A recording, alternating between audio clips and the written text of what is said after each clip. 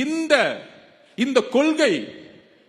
கொள்கையற்ற அரசியல்னால்தான் இன்றைக்கு திமுக சுலபமா லாஸ்ட் 3 தேர்தலில் வெற்றி பெற்றது. ஆனால் இனி வெற்றி பெற முடியாது. ஏனால் உங்களை எதிர்த்து அரசியல் செய்யக்கூடியவர்கள் பிஜேபியிடம் சரணடைந்த தலைவர்கள் அல்ல. பிஜேபியை கடுமையாக துணிவுடன் எதிர்க்கக்கூடிய ஒரே தலைவர் விஜய் அவர்கள். இஸ்லாமிய தோழர்களே, குர்ஆன் மீது ஆணையாக சொல்கிறோம், எங்களுக்கு குர்ஆனும் ஒரு கடவுளோட நம்பிக்கை தான். குர்ஆன் மீது ஆணையாக சொல்கிறோம், எந்த காலத்திலும் பிஜேபியோடு எங்களுக்கு கூட்டணி கிடையாது, உறவு கிடையாது என்பதை அழுத்தமாக இந்த சேலம் மண்ணில் உறுதியுடன் கூறுகிறோம்.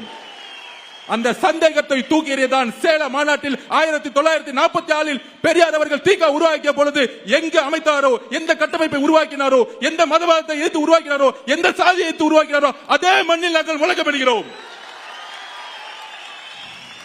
இப்பொழுது தெரிகிறதா சேலம் மாநாடு ஏன் நாங்கள் எங்கள் தலைவர் கட்டமைப்போடு உருவாக்கி கொண்டிருக்கிறோம் என்று?